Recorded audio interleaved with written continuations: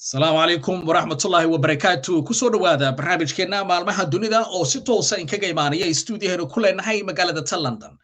برنامج كنا مع المها دنيا وحنا كسر قادنا موضوعية كلا جديسان أو سامين كل بلشة صوماليات ميل والباء أو أي دنيا كجوجان تطبعات كان وحنا كسر قادرين برنامج كنا دورشوين كجولها ديجان كأي دل كيو كي يدون أجنها وطن كيو كي إنه كنا ليهين جالية الصوماليات أجو بلارن قارة يوروب barnaamijkeen waxaanu si gaara uga hadlaynaa haddii beedmo saamaynta ay yeelan karaan musharaxiinta Soomaalida ee ka qayb qaadanaya doorashooyinka golaha deegaanka ee ka dhacaya wadanka UK oo uu toddobaadkan barnaamijkeena marti oo noogu yahay isla markaana aanu jecelnahay inaynu ka wareysano Cabdiqaadir Rumi Abuukar oo ah kormeere ka ah xarumaha cudurka dhimirka ee magaalada Birmingham isla markaana muddo 14 sano kormeeraya 5 isbitaal oo ka mid ah isbitaalada waaweyn ee ku yaala magaalada Birmingham caasimadda labaad ee dalka UK wuxuuna horay laba jeer u soo noqday musharax u taagan xildhibaanka golaha deegaanka ee magaalada Birmingham isagoo u soo tartamay xisbiga liberalka sanadihii 2014 iyo 2012 marka laba jeer ayuu musharax u soo ahaa xisbiga liberalka iminkana waa markiisii saddexaad oo uu yahay musharax golaha deegaanka Cabdiqaadir ku soo dhaw barnaamijkeena maalmaha dunida aad u mahadsantahay maxamed saciid saxaaf inaad igu soo dhaweydo barnaamijka maalmaha dunida mahadsanid waayahay dawdaashana meelba caalamka joogaana qaybta hoose ee shashada barnaamijka fariimaha iyo fikradaha ay noogu reebi karaan Cabdiqaadir waxa uu yahay nin in muddo ku dhex jira jaaliyadda Soomaalida ee wadankan UK qaasatan magaalada Birmingham oo degan yahay hore Cabdiqaadir waxaad u noqotay musharax sanadihii 2012 2014 musharax golaha deegaanka ee xisbiga liberalka iminka maxay kaga duwan tahay musharaxnimadaadu labadii hore aad hore isku soo sharaxday xooga aad bay uga duwan tahay waa marka hore markaan waxaa laga soo sharxay xaafadaan isleeyahay ma fahamsan tahay doorashada waad ku soo bixi kartaa xaafadaas oo Newtown Ward xaafadaas waxa waaye xaafad jaalido kala duwan ay degan yihiin oo ma fahamsan tahay ay ka mid yihiin jaalidaha degan jaaliyada Soomaalida oo ka mid ah jaalidaha ugu waaweyn ee magaalada Birmingham ee ka dhisan sidoo kale xaafadda dadka degan waxay leeyihiin waqtigan waxaan u baahannahay isbedel ma fahamsan tahay ku yimaada ma fahamsan tahay xildhibaannimada ma fahamsan tahay xaafadda Newtown dadka aad bay u cabanayaan oo Newtown degan waa la hadlay waxay yiraahdeen aad cabasho ayaa jirto aad u ballaaran cabashadaas isugu jirto adeegyada bulshada oo ay u baahan yihiin oo aysan helin in muddo ah waxyaalahaas waxaa ka mid ah ay ka cabanayaan xaafadda oo nadaafadda aad u liidato waxyaalaha kale oo ay ka cabanayaan waxaa ka mid ah ma fahamsan tahay meelihii dhalinyarada iyo dadka ay tegi jireen oo ay ka mid yihiin goobihii ma fahamsan tahay dabaasha iyo jimicsiga oo la xiray marka waxay leeyihiin meelahaas waxaan u baahannahay qof u kaco oo u istaago ma fahamsan tahay oo ma fahamsan tahay ama meeshaas furo haatan xiran ama ku dadaalo sidii loo furi lahaa meeshaas sidoo kale ka shaqeeya xaafadda sidii u noqon lahayd xaafad ma fahamsan tahay nadaafadeeda ay wanaagsan tahay waxyaalaha kale oo ay dadka ka cabanayaan isbedelka u baahan waxaa ka mid ah dhinacaas iyo dhinaca guryaha oo ay leeyihiin dadka ma fahamsan tahay ma wanaagsano guryaha dayactirkooda ma wanaagsano guryaha la degan yahay arrimahaas ayaa keenayo inay ma fahamsan tahay ka duwanaato doorashada maanta oo aan u sharaxanahay waan gartaa Cabdiqaadir ka dhex galo waan dareemi karaa shaqooyin fara badan oo howlaha la xiriira arrimaha golaha deegaanka qaban doonta oo runtii soo socdo laakiin waxaan jeclahay inaan wax ka ogaado waxaad tiri goob cusub iyo deegaan cusub ayaad markaan ka sharaxan tahay deegaanka Soomaalidu sidee ku yihiin markay timaado dadka ku nool deegaanka iminka aad ka sharaxan tahay oo aad rajaynaysid 5 bishan May doorashooyinka golaha deegaanka in ay ku codeeyaan Soomaalida ku nool boqolkiiba meeqa la oran kara deegaanka cusub iminka aad ka sharaxan tahay والله waxaan ku leeyahay jaaliyad Soomaalida ee magaalada Birmingham degan waa jaaliyad aad u weyn waxaana lagu qiyaasaa ilaa 30,000 inay dhan yihiin laba xaafad ay ugu badan yihiin oo ay aad u degan yihiin xaafadda waxaa la yiraahdaa Newchalis xaafadda kalena waxa weeyaan xaafadda haatan aan ka sharaxanahay ee lagu magacaabo Newtown marka fursad weyn ayaa halkaas ka jirto in jaaliyadda ay codkooda ku biiriyaan sidii ma fahamsan tahay mug iyo maqaam ugu yeelan lahaayeen golaha deegaanka ee magaalada Birmingham waan gartay waxyaabaha marka dadku ay kuugu codeynayaan oo aad u ballan qaadaysid qaasatan dadka Soomaalida aad qaban doonti maxaa kamid ah ama aad adigu isleedahay Soomaalidu way u baahan yihiin oo cod ahaan aad u weydiisan lahayd inay kuugu codeeyaan wallahi aad ayaan uga warhayaa baahida dadka Soomaalida magaalada Birmingham degan gaar ahaan xaafadda aan ka sharaxana ay newtownka lagu magacaabo waxyaalahay aad ugu baahan yihiin oo ay ka cabanayaan waxaa ka mid ah dhinaca arrimaha guryaha waxay leeyihiin waxaan degannahay guryo cariiri ah oo aan aad ugu badannahay dowladda hoose iyo golaha degaankana shaqadooda waxaa ka mid ah arrimaha guryaha waxyaalaha kale oo ay ka cabanayaan waxaa ka mid ah goobihii dhalinyarada ma fahamsantahay waqtiga ay ku qaadan lahaayeen hadday noqon lahayd dhinac madadaalo iyo haddii ay noqon lahayd ma fahamsantahay inay ku kulmaanba goobahaas waxaa ka mid ah oo in muddaa xiran goobtii dabaasha oo ay dhalinyaradu tegi jireen xaafadan newtown ma fahamsantahay waxaa kaloo ka mid ah goobtii jimicsiga ama jiimka ay ku samayn jireen dhalinyarada waxyaalahaas ayaa ka mid ah waxyaalaha aan ka shaqayn doono sidii dib loogu furi lahaa goobtaas sidoo kale jaaliyaddu waxay ka cabanayaan dhinaca iyo nadaafadda waxay leeyihiin jidadka waxaa buuxo ma fahamsantahay qashinkaas oo in muddaa meeshaas yaalay marka waxay rabaan xaafadda inay noqoto xaafad nadiif ah nalalka xaafadda ay noqdaan nalal ma fahamsantahay daaran ma fahamsantahay oo iftiin leh waxyaalaha ayaa ka mid waxyaalaha aan ka shaqaynayo oo ay dadka ka cabanayaan oo ay ku jiraan jaaliyadda soomaaliyeed dadkaas cabanaya waayahay si kale haddaan u dhigo caqabadaha kale gadisaanaad la kulantay maxaa ka mid a qofku markuu ololo galo ololihiina uu yahay ololo siyaasadeed waxaa xusid mudan inuu caqabado qofku la kulmo caqabadahaad la kulantay maxaa ka mid ah ilaa inta iminka aad ololaha ku dhex jirtid caqabadaha ugu waaweyn waxaa ka mid ah ma fahamsantahay sidii aad u gaari lahayd dhammaan dadka degan eriyadaas ama deegaanka lagaa dooranayo deegaanka aad ayuu u weyn yahay ma fahamsantahay waqtiga aa haysatona waa waqti kooban marka arrintaa ayaa ugu weyn waxyaalaha kale waxaa ka mid ah ma fahamsantahay inaad noqoto nin waaqici ah markaa dad la hadlayso waxay kuu soo bandhigayaan baahidooda oo ah baahi aad u weyn ma fahamsantahay oo isugu jirto baahi ma fahamsantahay muddo fog lagu xallin karayo iyo baahi dhow marka waxyaalahaas ayaa ka mid ah oo loo baahan yahay inaad qiimayso waxyaalaha kale dadka mararka qaarkood ma fahamsantahay oo ma fahamsantahay ay ma fahamsantahay kala garanayn si fiican dadka qaarkood waxaa ka mid ah doorashada golaha deegaanka iyo doorashada guud waxyaala qaarkood ayay dadku weydiin karaan oo aadan shaqo ku lahayn golaha deegaankana uusan shaqo ku lahayn oo ah doorashada guud wax u yaallo taasoo ah ma fahamsantahay waddanka dhibaatooyinka hadda ku jiro waaweyn oo ay ka mid tahay arrimaha dhaqaale xumida iyo maciishada oo kacayso arrintaas waa arrin u taalo baarlamaanka iyo ma fahamsantahay dowladda dhexe ee dalka maamusho ma aha arrin u yaallo ma fahamsantahay golaha deegaanka laakiin waxaa loo baahan yahay mar kasta intaa ololaha ku jirto inaad dadka la hadasho dhegaysato cabashadooda oo aad uga jawaabto ma fahamsantahay inta albaabada garaacaydo waxyaalaha kale waxaa ka mid ah ma fahamsantahay aad u baahan tahay ma fahamsantahay inaad taargad garaydo dadka ma fahamsantahay nugul ee xaafadda degan dadkaasoo ah ma fahamsantahay dadka waayeelka ah ma fahamsantahay dadka qaba cudurrada waxyaalahaas ayaa ka mid ah ayagana cabashadooda inaad qiimayso u baahan oo si gaara u dhegaysato waya aan usoo laabto mid kamid a su-aalaha in badan oo kamid daawadaashan isweydiin karaan khaasatan dadka ku nool gudaha waddanka UK sidaan ognahay soomaalidu badanaba waxay doorataa ama ay cod ka siiyaan xisbiga Labourka ama xisbiga shaqaalaha adigu waxaad dooratay ama aad horena musharax ugu soo noqotay sanadii 2012 2014 iminka sanadka 2022 aad musharax u tahay xisbiga liberaalka ma is leedahay soomaalida ku nool magaaladaada waxa ay weliba khaasatan deegaanka golaha doorashada ma is leedahay soomaalidaas way ku sii doonaan cod adigoo ka sharaxan xisbiga liberaalka maxayse tahay sababta xisbiga u dooratay waa mar koowaad xisbigan waxaan u doortay waxyaalo badan ayaan u doortay waxaa ka mid ah ma fahamsantahay waa xisbiyada ma fahamsantahay xisbiga keliya weeyaan ee soo sharxay qof soomaali ah weliba ka soo sharxay meesha ay ku badan yihiin jaaliyadda soomaaliyeed waxaan weydiinayaa dadka soomaalida magaalada Birmingham degan intaas ayaan deganeyn maxaa loo waayey hal qof oo ka tirsan jaaliyadda soomaalida oo uu soo sharxo xisbiga Labourka ama xisbiga shaqaalaha weligeed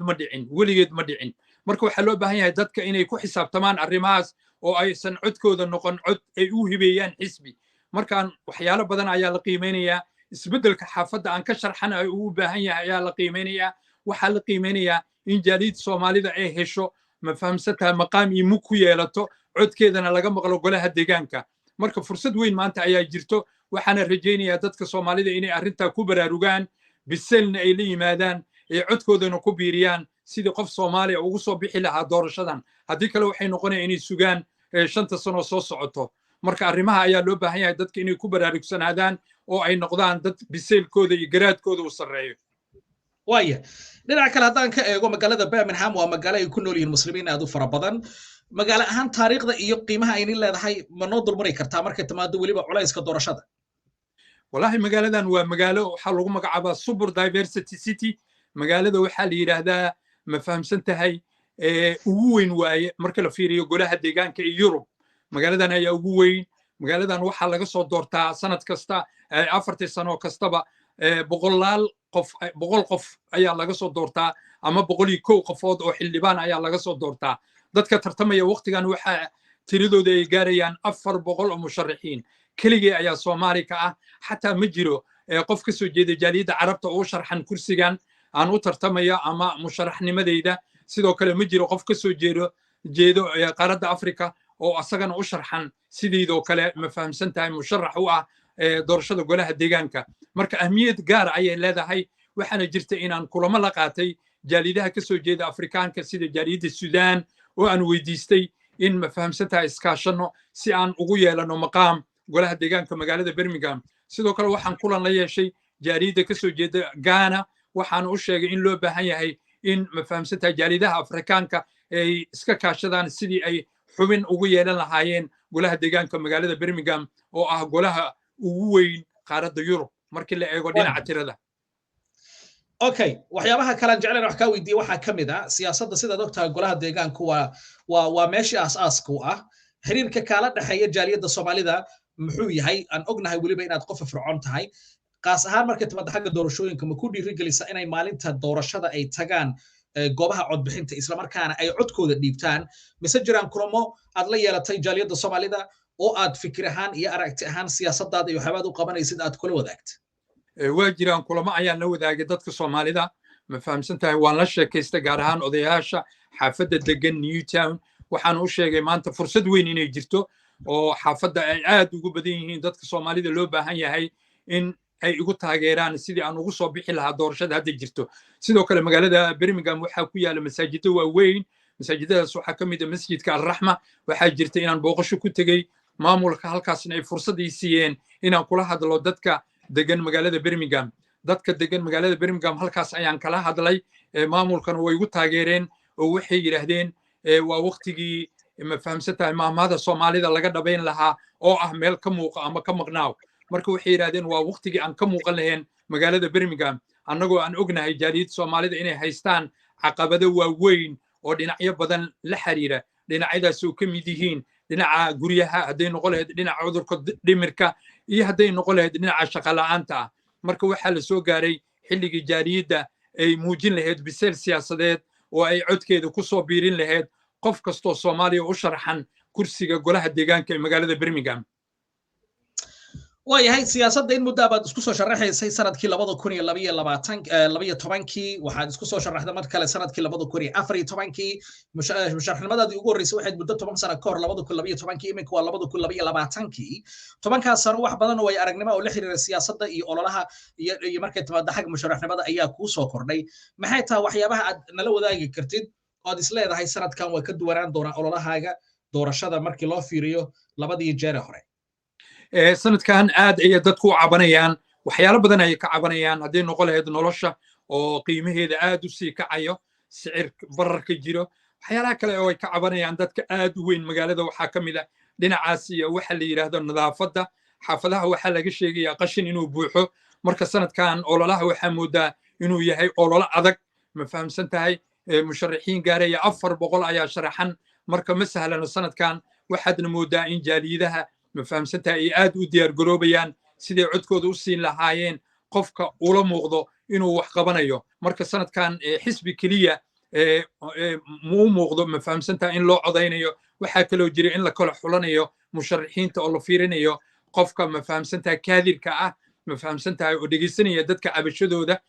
isla markaasna samaynaya isbeddel ka yimaado dhinaca xaafadaha isbeddelkaasoo la xiriira dadka sidii ay u heli lahaayeen deegaan wanaagsan oo ay ku noolaadaan gaar ahaan guryaha dadka sidii u heli lahaayeen dayactir wanaagsan oo guryahooda la xiriira dadka sidii u heli lahaayeen ma fahamsan tahay fursado la xiriira dhinacaas iyo ma fahamsan tahay shaqooyinka laga abuurayo xaafadaha ma fahamsan tahay sidoo kale dadka waxay ka cabanayaan ma fahamsan tahay inaysan jirin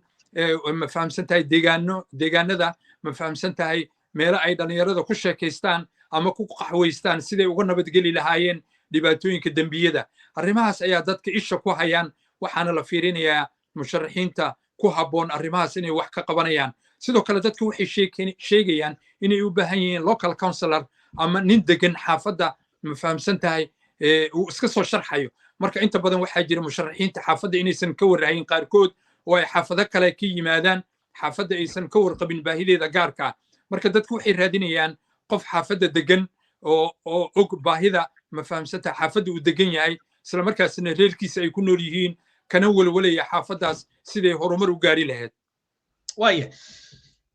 sidaa tiriba soomaali ma aysan dhicin in xisbiga shaqaalaha iyo xisbiyada kale ay soo sharaxaan waxaa taa qofkii kaliya soomaaliya islamarkaana ah ama carab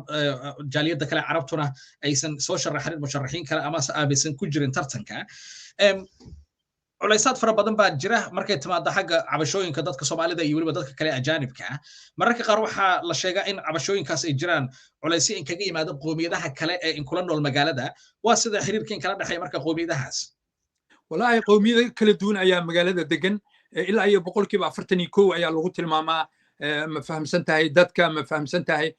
كسو جيد قومية كل دون أي مجالات دجن تركوبية عن هاي وحي شيء يعني إلا أي بقول لقطات إن لغة هذول المجالات برمجان وحيالها عن هاي وحكم إن دبوين كجيرو دينا هوملسكا أما غوريلا أنت وحيالها كلا عن هاي وحكم إذا شغال أنت مجالات إني آدو بحسنتهي الرماس أي جرا عقبتها وين ومجالات برمجان كجيرة جاليده هو كلا دوينهن جاليده قردوي يمادين مقالة بريمجام سيدا جاليد سوماليات بدن كودو وحي يمادين سنة كلا بدا كون وحين كسو هاجرين دانكا ودمدا يوروب ميشان مركي علمي باريس للسمية وحال اوغادي إن جاليد سوماليات ميشان أصو دونتي لبا الريموت فرصدها قناعسيغا وحبرشada uu ka jiray inay u yimaadeen dhinaca kale oo fursadaha la xiriira qofka ma fahamsantahay diintiisa dhaqankiisa inuu ilaalsan karo marka dadka Soomaalida deegaankan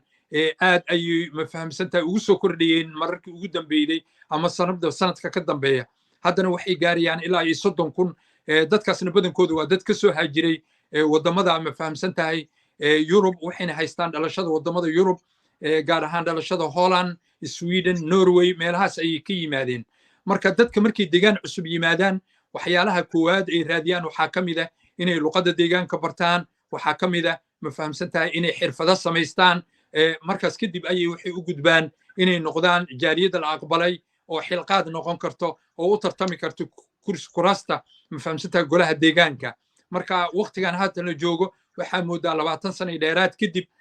jaaliyad Soomaaliyeed waxay u muuqataa inay ma fahamsantahay noqotay jaaliyad xilqaad ah ma fahamsantahay oo la aqbali karo inay isu soo sharaxdo ma fahamsantahay golaha deegaanka magaalada Birmingham maadaama tiradooda ay tahay tiro aad u badan isla markaana ganacsiyo kala duwan ay magaalada ku leeyihiin marka Soomaalida xiriir fiican ay leeyihiin dadka degan magaalada oo ay ka mid yihiin dadka ka yimid koonfurta Asia sida Pakistaanka Bangladeshka iyo jaaliyadaha kale oo ayagoo kala oo ka yimid qaaradda Afrika sida jaaliyada Suudaanta jaaliyada Ghana dadka Soomaalidana waa dad shaqaysta isla markaasna ma fahamsantahay wax barta sidoo kale waxay ku fiican yihiin Soomaalida oo magaalada Birmingham aad ku arkaysaa goobo badan oo ganacsi oo ay leeyihiin dadka Soomaalida marka fursadahaas ayaa jira xiriirkana ma aha xiriir xun waa xiriir wanaagsan oo dadka Soomaalida waa la xushmeeyaa ayagana dadka kale way xushmeeyaan waayahay aan u soo laabtay qaybaha ugu dambeeya barnaamijkeenu ku sii siqeynaa waxaad in muddo ku jirta arrimaha caafimaadka waxaad kormeer ka tahay 5 isbitaal waaweyn isbitaalada ku yaala magaalada Birmingham cudurrada Soomaalida badanaa ku dhaca ama ay qarsadaan oo in badan oo kamid laga sameeyay warbixino waxa kamid xagga cudurrada xagga dhimirka in muddo aad adigu ka warqabtay shaqooyinkaaga aad ku dhex jirtay xagga cudurrada dhimirka ama ha noqoto isbitaalada kormeerka aad ku wada basi wadi doontaa mise kan noqonaysa qayb shaqooyinka golaha deegaanka markay timaado arrimaha xagga caafimaadka haddii aan ku soo baxo aniga doorashadan waxaa ka mid noqon doonaa ilaahay idinkiis gudiyada golaha deegaanka ay qabaan golayaasha deegaanka dhammaantood waxay qabaan gudiyo kala duwan gudiyadaas waxaa ka mid ah gudiyada waxbarashada gudiyada isboortiga waxaa ka mid ah gudiyada caafimaadka waxaan rajaynayaa inaan ku biiri doono gudiyada ma fahamsanta caafimaadka ee golaha deegaanka magaalada Birmingham si looga faa'iideysto khibradeyda 14 sano oo aan u soo shaqeynay hay'adda caafimaadka qaranka ee magaalada Birmingham waayahay waxaanu ku siisaqaynaa qaybihii ugu dambeeyay maxay tahay waxaad u ballan qaadaysid oo aad isleedahay waad qaban kartaa haddiiba lagu doorto doorashaduusan waa meeqa sano in badan oo ka mid ah wadamada qaarkood ay kala duwan yihiin markay timaado golaha deegaanka qaar baa la doortaa sanad qaar waxaa la doortaa 2 sano magaalooyinku waa kala duwan yihiin idinka waxaan filaya inay tahay muddo 4 sano haddaan qaldaneen sida uu sheegtay Maxamed Saxaaf anaga 2018 ayaa ugu dambeeyay doorashadii golaha deegaanka ee magaalada Birmingham lagu qabtay haatan 2022 ayaan maraynaa ma fahamsantahay doorashada kale waxay noqonaysaa 4 sano kadib marka muddo ayaa naga xigta hadduu ilaahay idmo haddii ay noqoto waxaan ugu baaqayaa ma fahamsantahay jaaliyadda Soomaaliyeed magaalada Birmingham inay u codeeyaan oo ay ku xisaabtamaan codkooda inay u codeeyaan musharaxa xaafadda ay degan yihiin oo ay filayaan inuu xaafaddaas ama degan yahay ama ay filayaan inuu wax ka qaban karo baahidooda gaarka ah sidoo kale waxaan jaaliyaddu ugu baaqayaa inay ka faa'iidaystaan fursaddan weyn oo ah fursaddan u helay in xaafad ka mid ah xaafadaha ay ugu badan yihiin jaaliyadda Soomaalida xisbigayga iga soo sharxo marka waxay imtixaan u noqonaysaa dadka Soomaalida waxaana la arki doonaa siday codkooda ugu biiriyaan sidaan ugu soo bixi lahaa ma fahamsantahay doorashada hadda dhacaydo weliba iyadoo magaalada Birmingham sanadkan lagu qabanayo ma fahamsantahay kulanka cayaaraha wadamada loo yaqaano ma fahamsantahay Commonwealth ama barwaaqo sooranka oo ay imaan doonaan 72 dawladood oo ka socda wadamadaas uu Ingiriisku gumaysan jiray oo ku bahoobay suuqa barwaaqo sooranka marka dhacdadeedu waxay noqon doontaa haddii aan guulaysto dhacdo taariikhi ah marka waxaan rajaynayaa in jaaliyadda Soomaalida ay hesho baraarug wanaagsan isla markaasna codkooda ku biiriyaan ma fahamsantahay sidaan ku soo bixi lahaa ma fahamsantahay oo aan ugu turjumi lahaa baahida ay qabaan dhammaan jaaliyadaha kala duwan ee xaafadda Newtown gaar ahaan jaaliyadda Soomaalida